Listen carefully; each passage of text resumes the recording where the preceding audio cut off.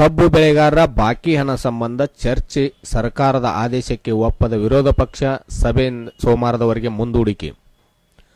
ರೈತರು ಬೆಳೆದ ಕಬ್ಬಿಗೆ ಸರ್ಕಾರ ಕಳೆದ ಅಧಿವೇಶನದಲ್ಲಿ ನೀಡಿದ ಭರವಸೆ ಈಡೇರದ ಇದ್ದಲ್ಲಿ ಈಗ ರೈತರು ಚಳವಳಿ ಪ್ರತಿಭಟನೆ ನಡೆಸುತ್ತಿರುವುದರಿಂದ ವಿರೋಧ ಪಕ್ಷ ಬಿಜೆಪಿ ಕೂಡಲೇ ರೈತರ ಭರವಸೆ ಈಡೇರಿಸಿ ಎಂದು ಹೇಳಿದಾಗ ಸರ್ಕಾರ ಈಗಾಗಲೇ ಡಿಸೆಂಬರ್ 31ರೊಳಗಾಗಿ ಎಲ್ಲ ಭರವಸೆ ಈಡೇರಿಸಲಾಗುವುದು ಅನುಮತಿಗೆ ಬರೆದಿದ್ದೀವಿ ಅನ್ನೋ ಮಾತನ್ನ ನಾನು ಪ್ರಸ್ತಾಪ ಮಾಡಿದೆ ಮನೆ ಅಧ್ಯಕ್ಷರೇ.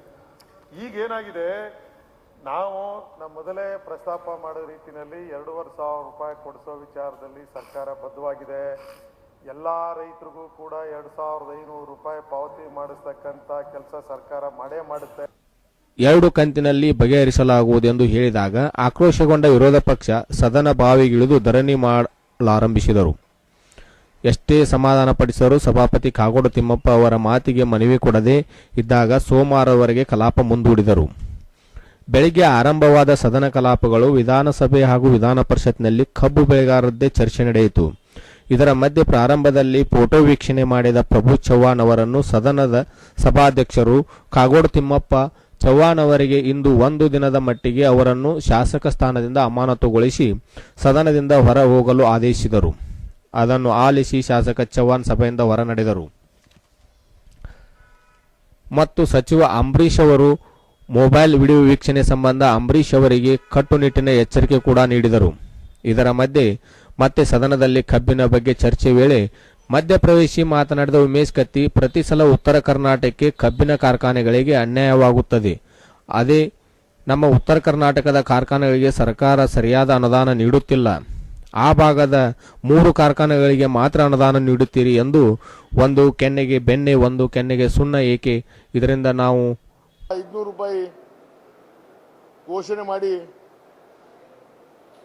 ಕೊಡಿಸ್ತೀವಿ ಅಂತೇಳಿ ಹೇಳಿಕೆ ಕೊಟ್ಟ ವಿಚಾರವಾಗಿ 2 ದಿನಗಳಿಂದ ಸತತವಾಗಿ ಭಾರತೀಯ ಜನತಾ ಪಕ್ಷ ಮತ್ತು JDS ಇಬ್ಬರು ಕೂಡಿ ಕಬ್ಬಿನ ಬಗ್ಗೆ ಚರ್ಚೆಗಳು ಮಾಡಿದ್ವಿ. ಆದರೆ ಇವತ್ತು ಸರ್ಕಾರದ ಉತ್ತರ ನೋಡಿ ನಮ್ಮೆಲ್ಲರಿಗೂ ಹತಾಶ ಭಾವನೆಯಾಗುವಂಥ ಉತ್ತರವನ್ನು ಮಾನ್ಯ ಸಕ್ಕರೆ ಸಚಿವರು ಕೊಟ್ಟಿದ್ದಾರೆ. ಮೊದಲನೇದಾಗಿ ನಾನು ಮುಖ್ಯಮಂತ್ರಿಗಳು ವಿನಂತಿ ಮಾಡೋದಿಷ್ಟೇ, ಖಚಿತವಾದಂಥ ಉತ್ತರವನ್ನು ಕೊಡಬೇಕಂತೇಳಿ ನಮ್ಮ ವಾದ. ಕಳೆದ 1 ವರ್ಷ ಹಿಂದೆ ಕಳಿಸಿದಂಥ ಕಬ್ಬಿಗೆ ಇವತ್ತಿಗೂ ಬೆಲೆ ಸಿಗದೆ ರೈತರು ಪರದಾಡ್ತಿರೋ ಸಂದರ್ಭ ನೋಡಿ ಇವತ್ತೇನೋ ಉತ್ತರ ಒಳ್ಳೆಯ ರೀತಿ ಉತ್ತರ ಬರ್ಬೋದು ಅಂತೇಳಿ ಅನಿಸಿಕೆಯೊಂದಿಗೆ ನಾವು ವಿಚಾರ ಇಟ್ಕೊಂಡಿದ್ವಿ. ಆದರೆ ಮಾನ್ಯ ಸಕ್ಕರೆ ಮಂತ್ರಿಗಳು ಉತ್ತರ ಕೊಡುವಾಗ ರಾಜ್ಯದಲ್ಲಿರ್ತಕ್ಕಂಥ 60 ಸಕ್ಕರೆ ಕಾರ್ಖಾನೆಗಳಲ್ಲಿ 4 ಸಕ್ಕರೆ ಕಾರ್ಖಾನೆಗಳು 25 ರೂಪಾಯಿ ಕೊಟ್ಟಿದ್ದಾವೆ ಅಂತ ಹೇಳಿ ಹೇಳಿಕೆ ಕೊಟ್ಟರು.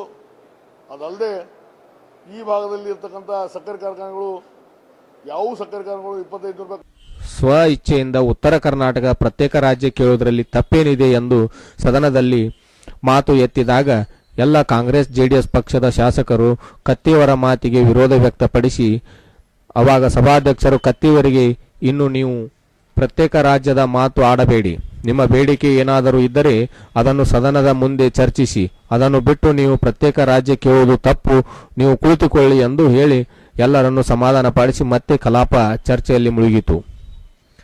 ಇದರ ಮಧ್ಯೆ ವಿರೋಧ ಪಕ್ಷದವರ ವಿರೋಧ ಇದ್ದರೂ ಸಹ 5 ವಿಧೇಯಕಗಳನ್ನು ಇಂದು ಮಂಡಿಸಲಾಯಿತು. ಕಾಕಾಂಬಿಕಾ ಪೌರಸಭೆ ತಿದ್ದುಪಡಿ, ವೈದ್ಯಕೀಯ, ಕರ್ನಾಟಕ ಶಿಕ್ಷಣ ತಿದ್ದುಪಡಿ, ಮೀನುಗಾರಿಕೆ ಸೇರಿದಂತೆ ಈ 5 ವಿಧೇಯಕಗಳನ್ನು ಮಂಡಿಸಲಾಯಿತು. ವಿಧೇಯಕಗಳ ವಿರೋಧ ಪಕ್ಷಗಳು ವಿರೋಧ ನಡುವೆಯೂ ಮಂಡಿಸಲಾಯಿತು. ಇದನ್ನರಿತ ಸಭಾಧ್ಯಕ್ಷರು ಸೋಮವಾರದವರೆಗೆ ಕಲಾಪ ಮುಂದೂಡಿದರು.